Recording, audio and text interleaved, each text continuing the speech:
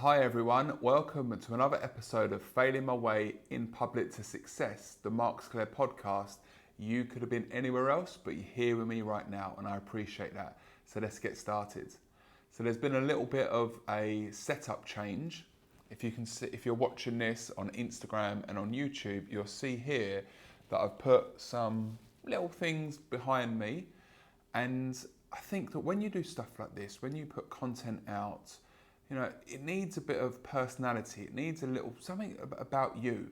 And that's why, some things might come across a little bit childish still. Like, I'm going to be 39 in May, and probably some of the things which I'll go through and talk about, you'll probably be like, you're 39 years old, Mark. But, all I ever do is reference movies, music, and that is my life, really. That is what I love to talk about, I love to joke about, speak to friends about.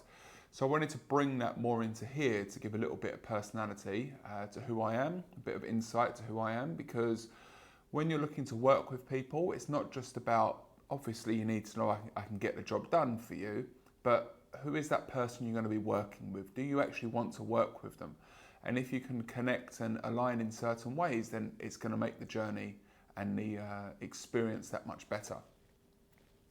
So it's been I think about 3 weeks since my last podcast, since my last update, and I'm having a right headache at the moment because I'm filming on the iPhone and then it's not allowing me to upload that to Anchor with the audio. So if anyone wants to give me some insights into that, please reach out. But at the moment, it's been a bit of a pain in the arse. I'm having to load it up onto my laptop and then it's taking forever to do. So if anyone's got some insights, I'd be happy to take on what you're saying and use it to create a better experience for everybody as well. So in the last 3 weeks, I've been busy. Okay, there's always something going on, and I think what's really important is it's not about getting up at 5 a.m. and not finishing work until midnight. No, that's not what this is about. I have certain things that I want to achieve each day, and I know over time when that all amounts, it's going to lead to where I want to be. So there might be some days where not that nothing gets done, but it's like, oh shit, I've not done enough, or I've not made this happen, or oh my God, I've not created another opportunity. But over time, like the amount of opportunities I'm getting, the amount of people I'm working with, the amount of conversations I'm having, I'm happy where that's going. I'm happy where that's going. Now, this show is about failing my way in public to success, and it's about the pitfalls and the ups and downs and the challenges which I face. And there was a big challenge that I had actually the last 2 weeks, and one side of it was extremely positive, but the other side is it's a battle that you face, and that is that I was very fortunate that my parents came to visit me in Dubai, and I'm always grateful for when that happens. But it's kind of like, I need to work, but also as well, I need to see my parents. So it's tough because I want to work, but also as well, how many more chances do you get to spend time with your family? My dad turned 70 in December last year. My mum, she won't want me to say her age, but she's not far behind that as well. So please God to have many, many years, but we also know that just like that, things can get taken away from you. So I have been working and I was working, but I was also making sure that I was spending time with my family. It was Mother's Day last week as well. So again, I'm very grateful to still have my mother in my life. And it was very important to celebrate that day. Always celebrate your mother if you're lucky enough to still have her around. Just like birthdays, and it shouldn't be that you're just acknowledging somebody for one day. It should be the whole year and their whole life. So shout out to my mum. Hey, she's probably the only person watching this, so I appreciate you being here. So last time we spoke, I was about to go on a week of events and traveling to Saudi. And it was an eventful week, definitely. And it was something which, traveling to Saudi is always an experience, especially for what I was actually doing over there. So if I backtrack a little bit, at the beginning of the week, we had a training session with a company that does skin treatments. skin treatments. Now, I have a connection with that, or I have an emotional attachment to that because I'm never happy with my skin.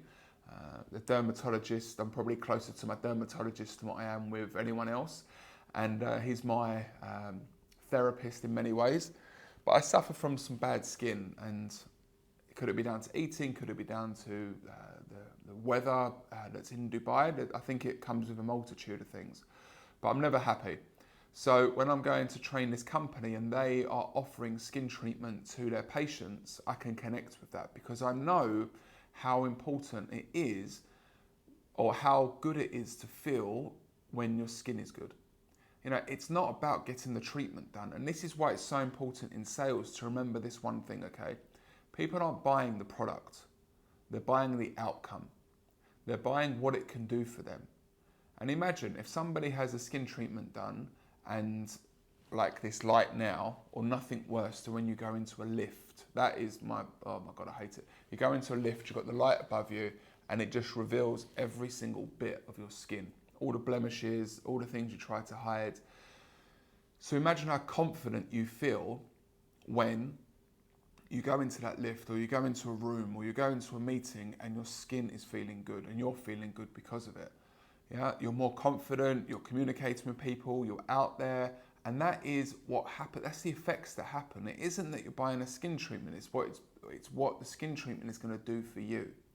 So I always want you to remember that when you're communicating with clients, okay? It's not what the product is, it's what the product does and what the outcome is going to be from using that product. So that training was in Dubai, and they wanted me to come in and teach people on upselling, because you've got somebody sat in a chair who's getting some skin treatment done, and unfortunately people feel that they can't offer somebody a home therapy treatment. This is what this was about. Like, okay, you're having your treatment done here. Now we're going to offer you 1, 2, 3, 4, 5. When you're at home, you need to apply this, this, this, and this. And people feel they can't do that.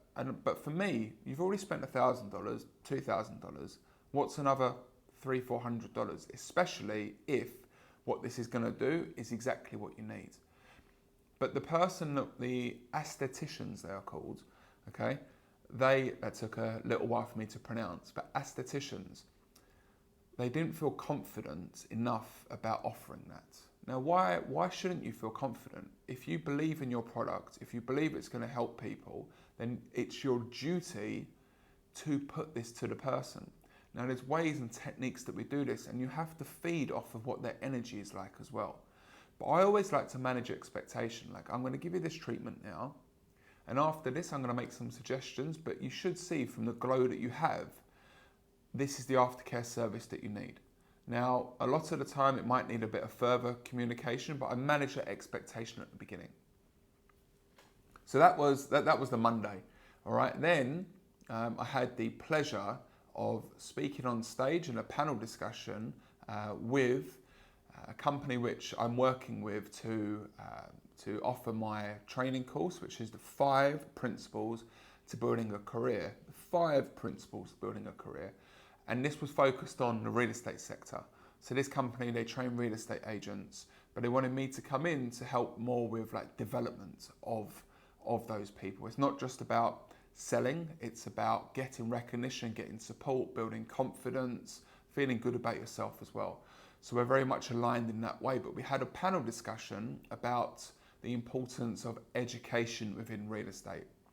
And as I said, if you're not learning, what are you? You know, education is the most important part, because your client is expecting you to know your product, know your market, know how to handle them, know how to position everything. So you continuously need to be learning. And this is what I'm doing every single day. I have to sharpen my tools every single day.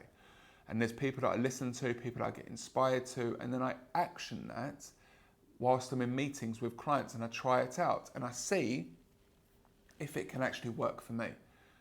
You know, and the thing is, some of it works, some of it won't, but I'll give it a go.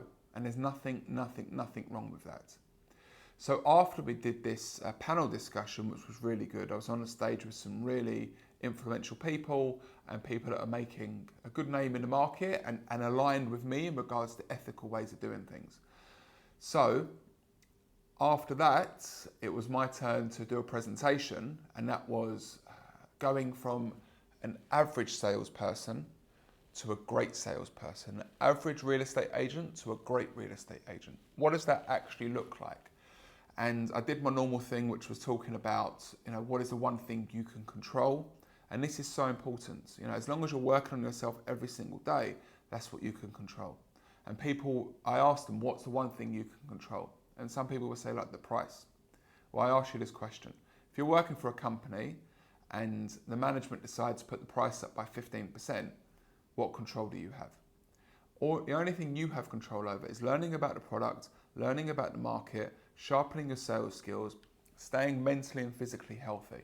That's what you have control over. Everything else is out of your control. So I did a 1-hour presentation, and it was great because people were asking questions, people were communicating, people were having a little bit of debate within the audience as well. And that is exactly what I love. I mean, that is why I get on stage and put myself out there. I'm nervous, 100%, no doubt about it. But I'm nervous because I want to do good.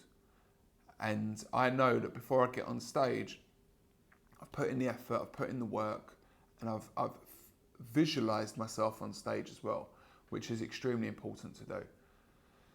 So that was the Monday, that was the Wednesday.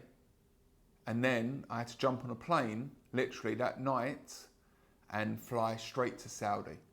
Now I get to the airport and I'm rushing to the airport, and all of a sudden, this plane is delayed by 1 hour. Great. Delayed by 2 hours. Great. Delayed by 3 hours. Oh my God, this is doing my head in now. Delayed by 4 hours in total.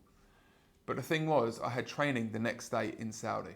So I literally got to my hotel at 3 o'clock, put my head down, got up around 7 and was straight to the hotel to start the training. And it was a get in, get out. Now, when I go to Saudi, I do like to spend time there. I like to meet with people.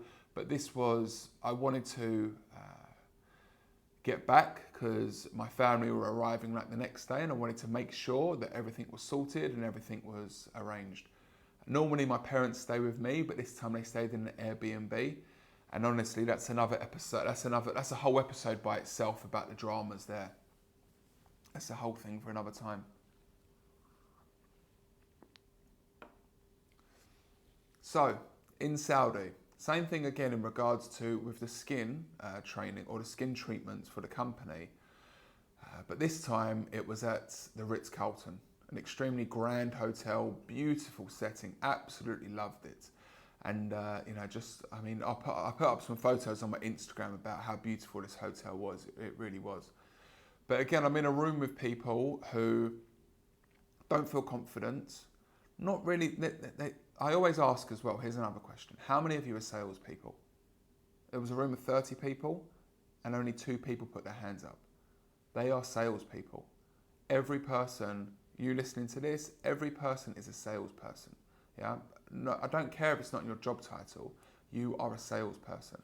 And if you've got something of value, something to offer somebody, it's your duty to learn about the product, learn about the market, and ensure that they get the right service.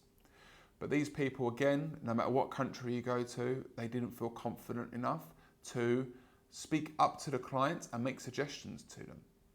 Yeah, like everyone's good at having a conversation, okay? But we've got to get to the point as well. Like, can you actually help this person? If you can, then they should be using your products and service. So that was that experience over in Saudi. And after I did my podcast the other week, I was talking about doing a review. And my friend messaged me saying, hey, how do you actually measure your performance, really? And for me, the fact that I was speaking with one of the people that brought me into the training, I was speaking with them, and then somebody came up to me that was in the audience after the training and said, look, I'm really sorry to interrupt you, but I just want to say, Mark, that was absolutely brilliant. It was very engaging. I really understood what you were trying to get across, and I just want to say thank you so much for being there. For me, that's a great measurement. Now, it couldn't have come at a better time because I was speaking to the person that actually booked me. Now, I said to them, I didn't pay this person to say this, but they actually wanted to do it. So thank you so much for that person that did that. And it looks like we're going to be booked up for future events as well. So very, very happy and proud to be able to get on stage with companies like I'm working with and be of value. And that's all I'm trying to be here, really. I'm trying to be of value. I'm trying to ensure that the skills I have can be transferred over to a client, and I'm giving them skills that allow them to be the best that they can be, which is then in turn going to provide for themselves and their families. I'm actually giving them skills that is actually going to elevate them, and that's going to help them support their family and lead the life that they want to lead. How awesome is that? That's what I get to do on a daily basis. And it's quite selfish of me, because even though the outcome is good for them, it gives me purpose. And if you're not waking up with purpose each day, then you don't want to be waking up. You have to have things that motivate you, things that get you up and make you want to do stuff, be better than what you were the day before. And the fact that I have people challenging me, that makes me be better than who I was yesterday. And that's all we want to be. And that's why I go to bed at night and I talk to myself internally and I say, have I done all I can to be the best that I can be? If I do that, then I go to sleep very, very easily. And I want to break this up a little bit. I want to talk, if you're watching this on Instagram or on YouTube, you'll see that there's some stuff behind me, okay? And these are things that are important or make me who I am. Now I'm going to bring something into the picture here, and I'm going to show you this. Okay? This here, this is a Game Boy.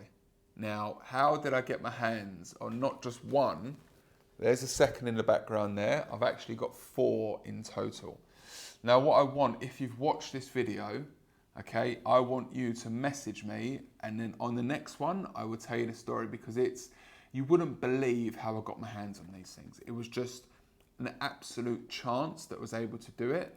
And if you know anything about memorabilia or vintage gaming, then you'll know that these are worth quite a nice amount of money. And at that time when I bought them, yeah, they were expensive, but it's gone up and up and up and up. And these are in the box as well. So we all know what that means. So I'm going to bring that out. And then if you look behind me as well, you'll see there's a picture of Rocky 2. Okay, that's important for me, because all we wanted to do was go head to toe with a champion of the world and go the distance. And that's what I'm trying to do now. I just want to go the distance. You're going to get knocked down. You're going to get beaten up. You're going to get told you can't make it. You're going to get told you can't be successful. You're going to get told that why are you putting videos out? You're going to get told why are you using these stupid toys to show that you're a child. Yeah, this is what happens. I get messages like these things, yeah? It is what it is. But Rocky, I've done 5 podcasts on this before about how important he is, and the influence that he's had on many, many people's lives. And Rocky is not just a boxing movie. Sort that out, okay? Then what we have Michael Jackson, Moonwalker. Oh my God, who remembers that movie? If you haven't seen that movie, you have to watch that movie. And then, I'll show this now. Oh. Who remembers these? Who remembers these? Now, this isn't even one of my first phones. My first phone was actually a Siemens, yeah, which one day I took my telephone, my home phone, rather than taking my mobile to school. But this here, I think this is the 6310, the Nokia 6310, and this was seen as the business phone, yeah. And yeah, that's my childhood right there. I was very fortunate enough to have a father who loves gadgets and loves technology, so I was very blessed to have always the latest phone. So thank you, Dad. I love sort of reliving my childhood, really, and to have this phone and brand new, never used. Yeah, we know that's worth a little bit of money. So yeah, people buy Bitcoins, I buy old Nokia phones. People buy Ethereum, I buy Game Boys. Yeah, because these are the things that I enjoy. These are the things I like to look at. It was quite funny. We were at Dragon Mart the other day, and they had Bitcoins there. They had like coins that you can buy. It was quite funny.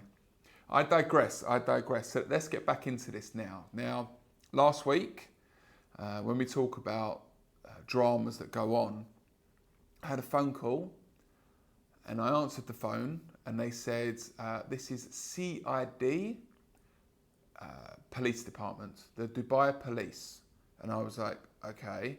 And they go, we have had a complaint from the bank, which has said that you've been doing transactions in Iran. And it seems like you've been doing some money laundering or some stuff like that. And I was like, first of all, this is what happened. I said to him, okay, I'm going to call my policeman friend up, okay, and I will get them on the phone and we can have this discussion. Their response was, you do not talk to me like this. You come down to the station now and we talk about this now, because I was going to talk to you on the phone politely, but you talk to me like this and you disrespected me. Now you come down to the police station. And to be honest, I shit myself. Yeah? Not gonna get away from it. I shit myself, all right? So I was like, look, I do apologise, but when you get phone calls, and I know this, that if somebody is calling you and they're saying that they're calling from this place, normally, majority of the time, it's a scam. So they start going into this conversation. They started asking me, like, you know, who do you bank with?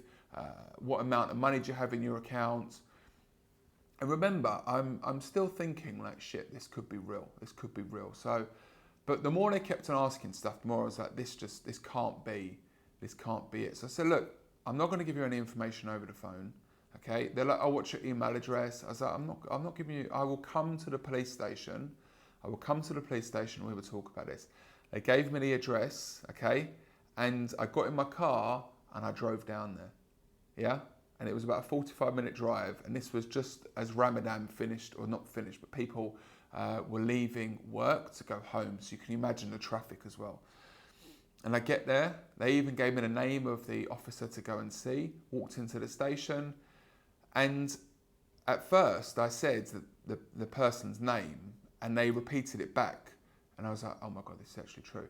But they got, it was Saeed instead of Ibrahim. And then the surname. I won't repeat the surname. But, you know, these people, because they were saying to me, whilst you're driving down there, you stay on the phone to me, you do not try and call anybody else.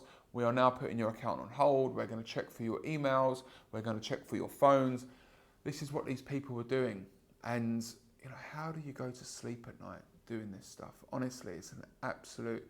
And I knew it was a scam. But you still get that feeling like, oh my God, somebody's trying to take from me here. Or somebody's saying that I'm doing something illegal as well, which I'm so upset about as well, because if there's one thing, I'm like the ambassador of Dubai and I would hate to do anything wrong in this country. So for somebody to then say, hey, you've been doing illegal acts in Iran, and they're asking me, like, do you have any family members that live in Iran? Do you have any family members that do business in Iran? Are you involved in the chemical industry? Man, and, you know, the craziest thing about it was, I mean, apart from just what went on, when I went on Instagram later on, there was a video on Lovin Dubai, and it was them showing this video call of an officer making these scam calls to other people. You know, Dubai is so safe and it's so great, okay? But people take advantage of people's ignorance of not knowing that this stuff goes on. And it happens a lot in the UK, but I think it happens more so here because people think it's so safe. And there is an underbelly. Like in any country, there are things that go on. So I won't shy away from it. I did shit myself. Okay, went down to the police station and I was ready to talk about it because I hadn't done anything wrong.